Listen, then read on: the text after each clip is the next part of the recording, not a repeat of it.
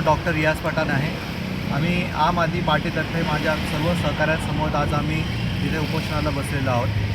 खोपोली शहरातील 96 कोटी रुपयाची जी मलनिस्सारण योजनेचा पहिला टप्पा जो करण्यात येत आहे, त्या योजनेमध्ये प्रचंड प्रमाणात आर्थिक अनियमितता आहे। प्रशासनाकडून त्याच्यामध्ये दुर्लक्ष करण्यात आलेले आहे।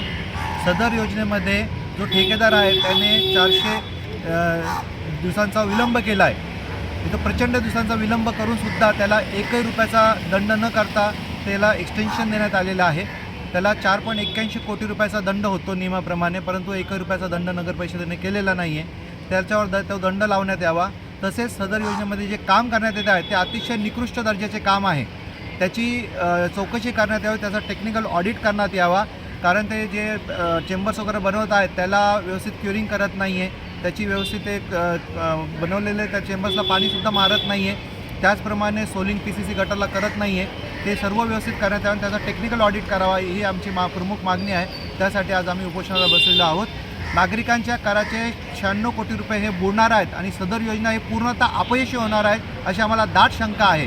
त्यासाठी नगर परिषदेने ही योजना ताबडतोब थांबवावी आणि नागरिकांच्या पैशांचं संरक्षण करण्याकरिता आज आम्ही आम आदमी पार्टीतर्फे इथं आमरण उपोषणाला बसलेलो आहोत।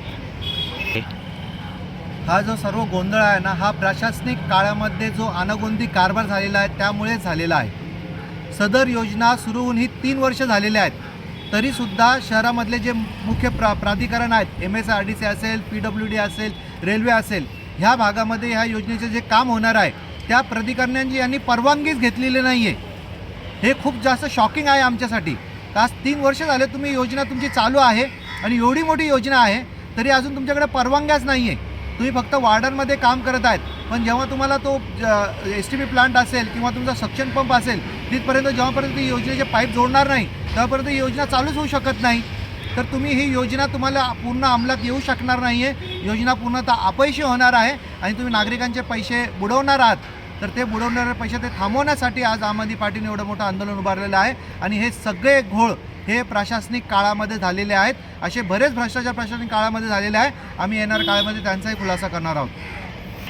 खोपोली शहरातील इंदिरा गांधी चौक येथे मागील 5 वर्षापासून कस्तुरचंदजी राठोड यांच्या घराच्या मागच्या बाजूला भागामध्ये गटार बनवण्यासाठी आम्ही संघर्ष करत आहोत। 5 वर्ष झाले, 2 अधिकारी बदलले, तरीसुद्धा ती गटार अजून बनवण्यात आलेली आहे।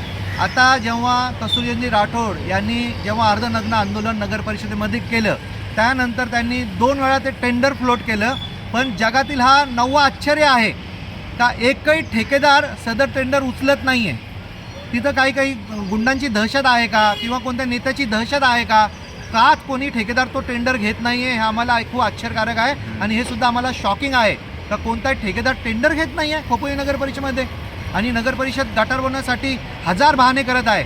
त्यामुळे आज एक 67 वर्षीय ज्येष्ठ नागरिकाला आज इथे उपोषणाला बसण्याची वेळ येत आहे आणि जर आज ह्या गटारीचं काम झाले नाही तर आम्हाला आमचं पुढचा निर्णय हा एकदम घातक असा निर्णय पुढचा घ्यावा लागेल।